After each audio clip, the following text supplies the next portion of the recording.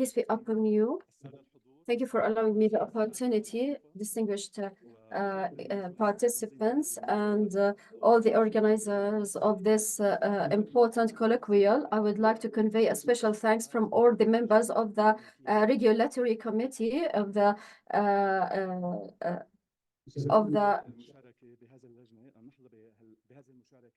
committee in Dubai. Our main, as Dr. Samuel had earlier said, we are the stakeholders, and we look forward to be partners with you in this magnificent team to enrich the private sector with the with activities of this meeting. The agenda, what we have prepared for you is quite simple.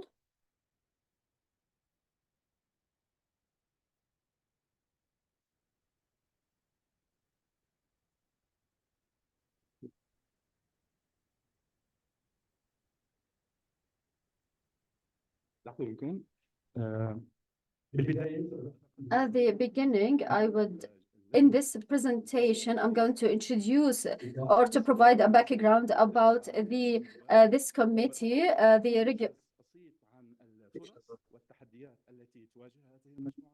على مستوى الدستور الغذاء وأنهيها بالنقاش وبعض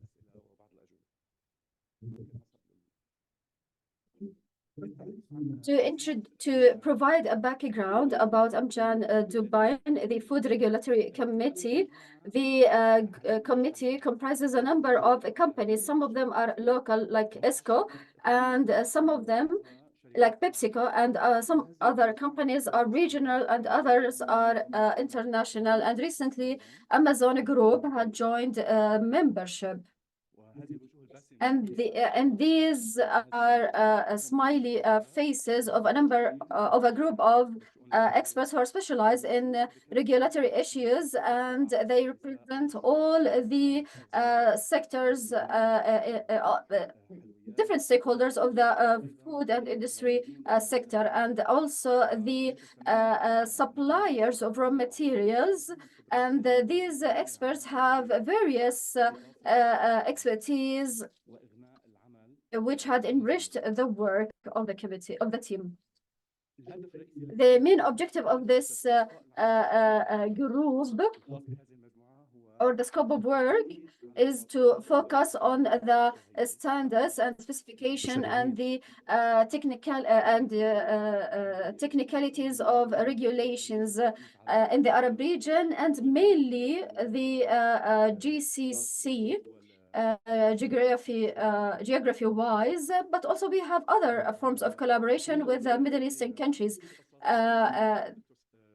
As Dr. Samuel had earlier said, we are keen to work as partners with the different stakeholders to provide support to the regulatory representatives like yourselves to evaluate and to update the standards and specifications, and collaborate with the other committees within the industrial domain and the trade domain. And as you have noticed, we have local and international expertise, and this enabled us to provide a balanced options to the local sectors and the international actors.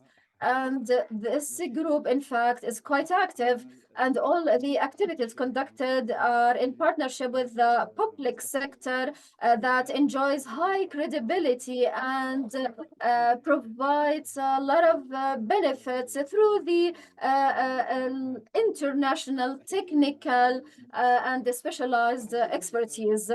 For instance, this group for a number of years had conducted multiple conferences, like a Dubai conference for food safety. And of course, you have heard about the USDA Summit for Nutrition and Food additives that had been that had continued for the last 3 years, and it was concluded in Doha in Qatar last month, and this year it's going to be conducted in Kuwait. And we would like to extend our thanks to and gratitude to our partners like yourselves and the U.S. government, especially the U.S. Ministry of Agriculture. And among the priorities of this group is in partnership, partnership with the different stakeholders and the different regulatory and official entities. This is a group of representatives from the private sector and the public sector. This footage was taken during the conference that was, or the meeting that was conducted last year in May in Oman, and it encompassed representatives from US FDA and the UK and from JICFA, and in addition to academic experts, local experts and international experts, and also there were representatives from Canada and the University of Michigan. And as for the previous participation in Doha, Qatar, as you can see, the number was increasing, or the number of attendees was increasing, and where we shared and exchanged expertise.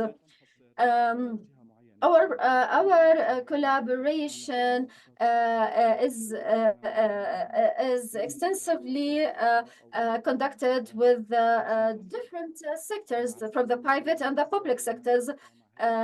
We have partnership with the Gulf Standardization Commission and the Scientific Commission of Food at the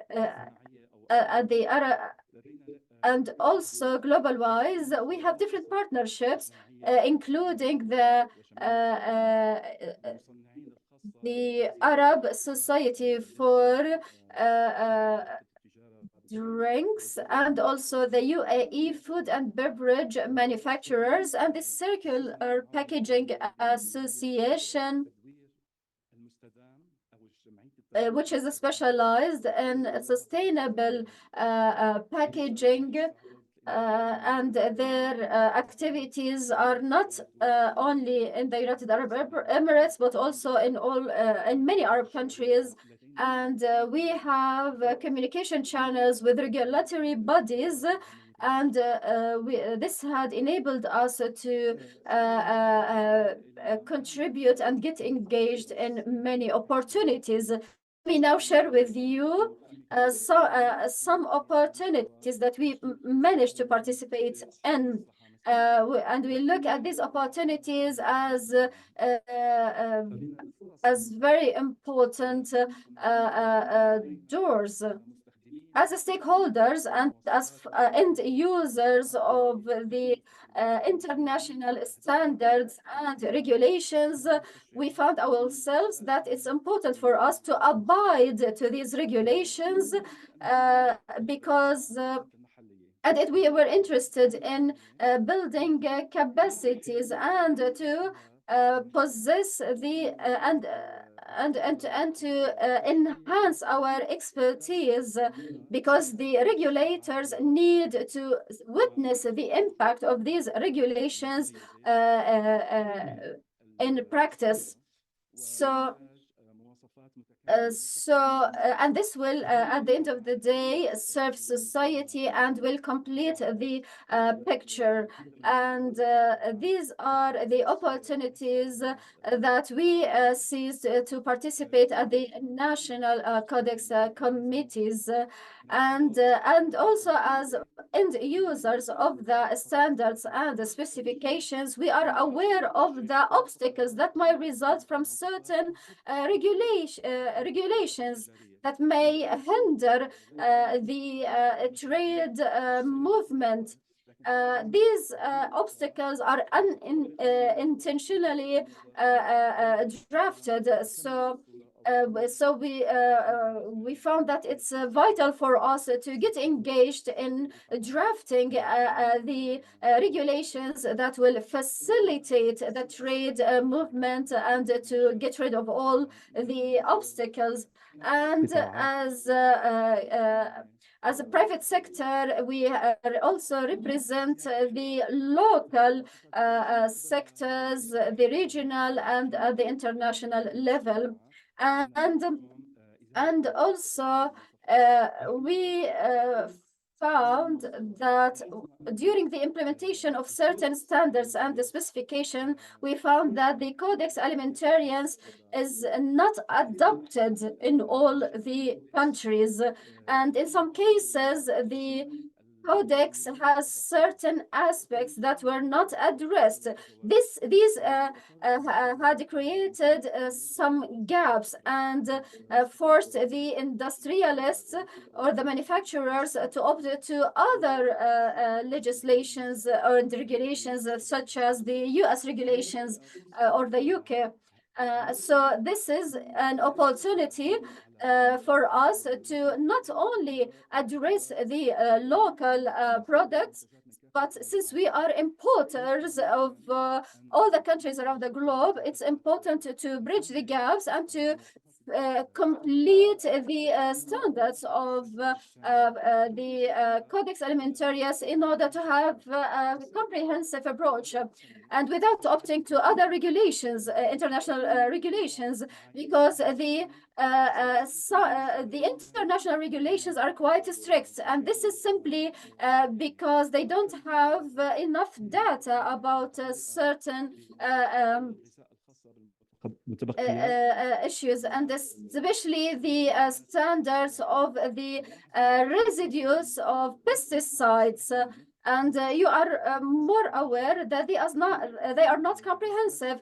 A wide range of pesticides are not included in this standards.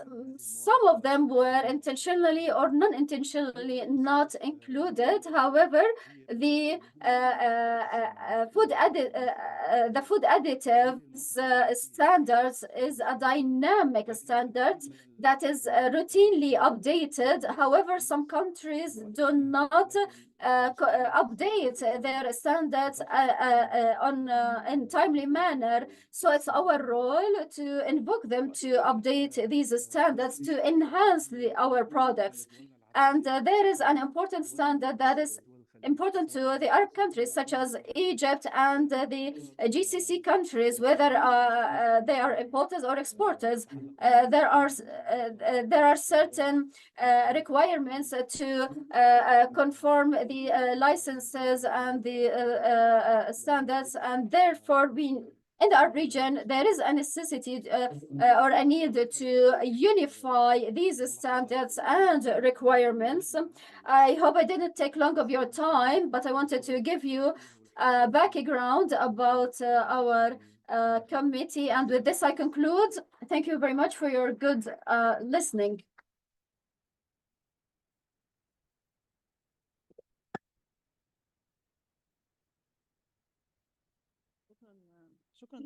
Thank you very much, Dr. Mustafa.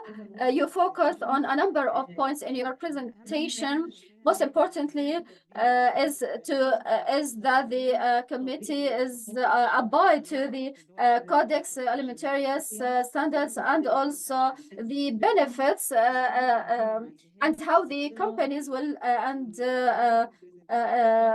will benefit from them. And also in the presentation you showed smiley faces, and I would like to confirm that most of them participate in our activities, and this in order to ensure integration and compatible efforts. And with regards the vertical collaboration or the Codex vertical collaboration. Now I would like to open the floor for any questions or comments. Good morning. among the positive issues is that the regulations are drafted in collaboration with representatives of the industrial sector. And you have earlier said that there is a group of tools and a number of events, and also you have mentioned a number of committees and societies and associations. However, in my opinion, I found that your association is only specialized to address the issues in the GCC countries. And let me say the second point, and then you will get the opportunity to answer, unless you choose otherwise. On the other hand, you said that you have some some observations regarding some countries not abiding to the Codex standards. For instance, Egypt has its own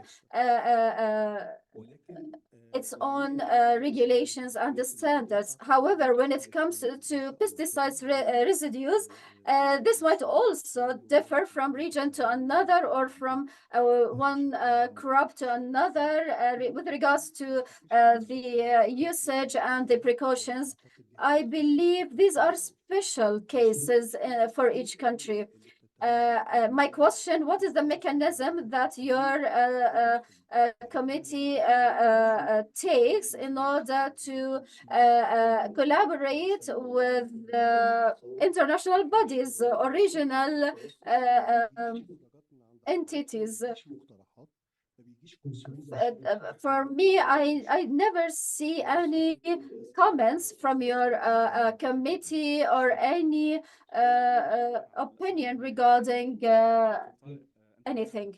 Thank you, Dr. Tariq. You are quite known that you are you have a pioneer and a leading role in managing the Commission of Food Safety in Egypt. So this means you have an extensive expertise. As you know, the food sector comprises a wide range of various types of and some food items are sensitive, whether we're talking about nutritious food items or beverages, and I'm certain that persons who have your amount of experience are quite valuable, but you have to seek the opinion of people who work on the ground. Let me give you an example. As for the regulators or legislators who regulate the pesticides sector, they don't provide any manuals or guidelines regarding using pesticides on dried herbs or dried fruits, which are ready to eat products. And because you cannot apply on them the usage of pesticides unless we take into consideration the origin or the raw materials, because because as you know, that dried herbs or dried fruits or vegetables, when they get dried, they lose a considerable amount of water, which means that the pesticides will be concentrated.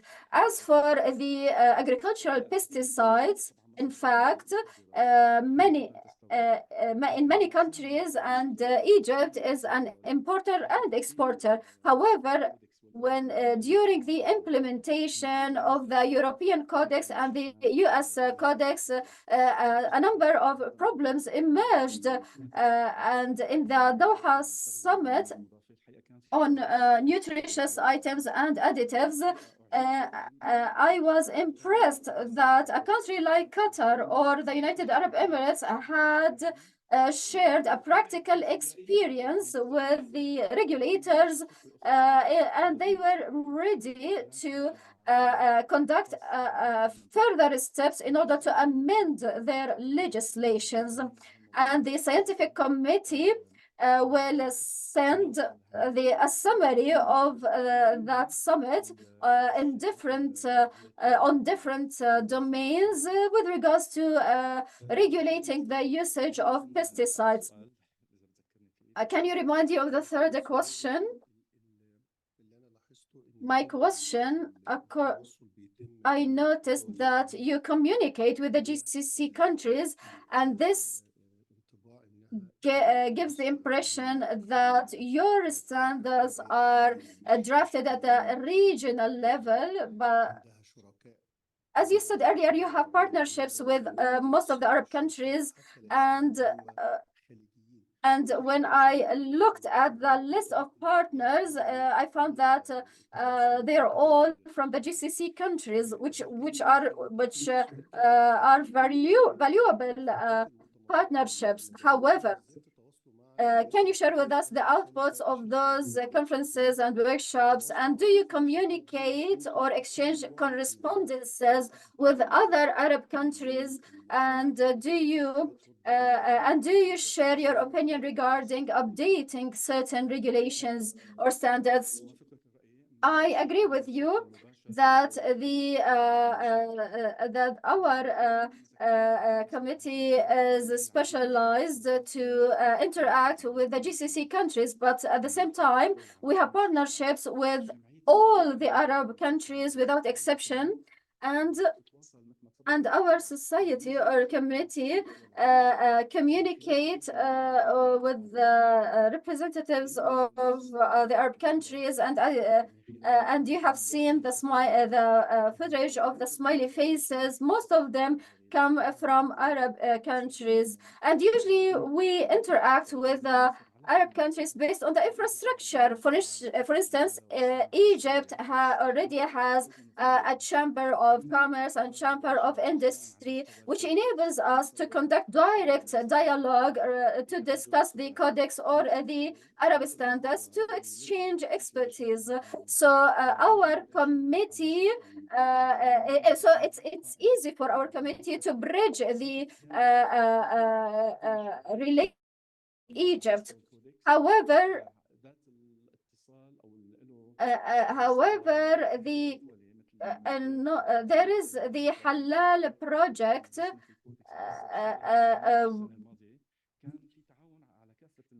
which was conducted by the CCNE, and we presented a paper.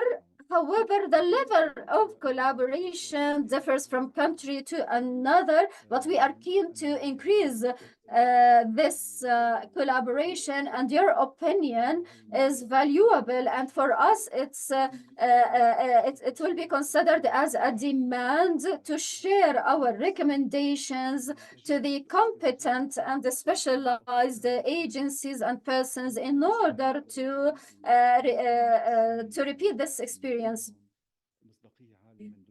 We collaborate with the experts who enjoy high credibility, and maybe we can share our experience and collaboration with other Arab countries.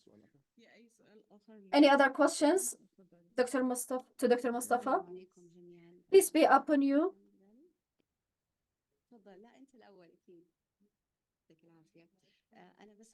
Good morning.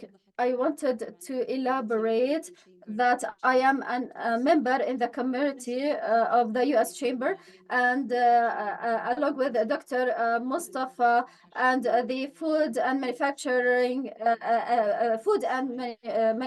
and Beverage Group, Food and Beverage Manufacturing Group, and also currently we have started to work within the scope of the Gulf countries.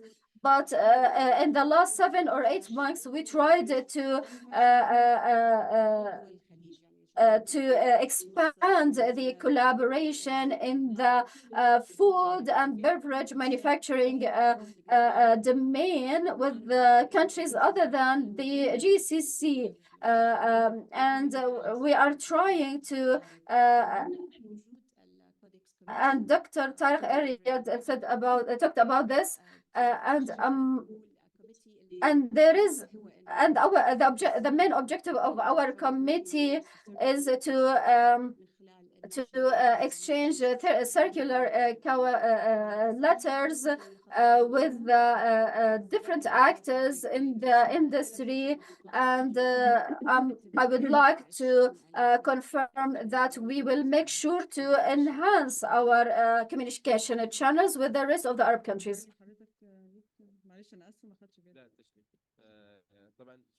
Thank you very much, Dr. Mustafa, for this presentation.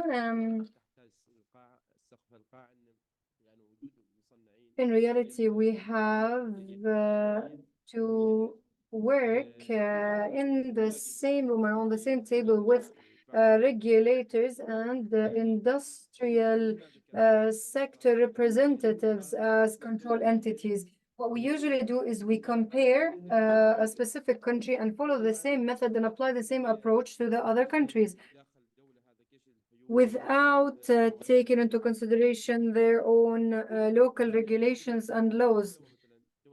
However, at the level of the Arab countries, we have regional organizations, we have the AMSHAM, we have the GSO.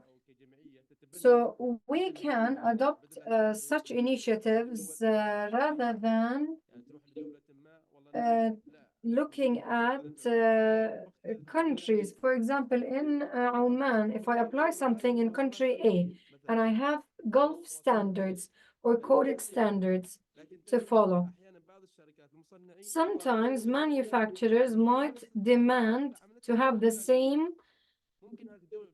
regulations as another country, and this might not conform with the standards that we are following. This is why, please consider this as an invitation. In the Gulf, for example, we have the Gulf Licensing Authority, and this is where we stem our regulations from, in addition to you as a supporting partner. And yes, we do discuss during the meetings, but after a while, we might get requests from the manufacturers that they want to have specific procedures similar to country A or B, which definitely affects the sustainability. This is why, at the national level, we are supporters of any effective participation of the industrial sector, and we believe that they are an important partner to us. We are currently also developing a platform to guarantee their participation.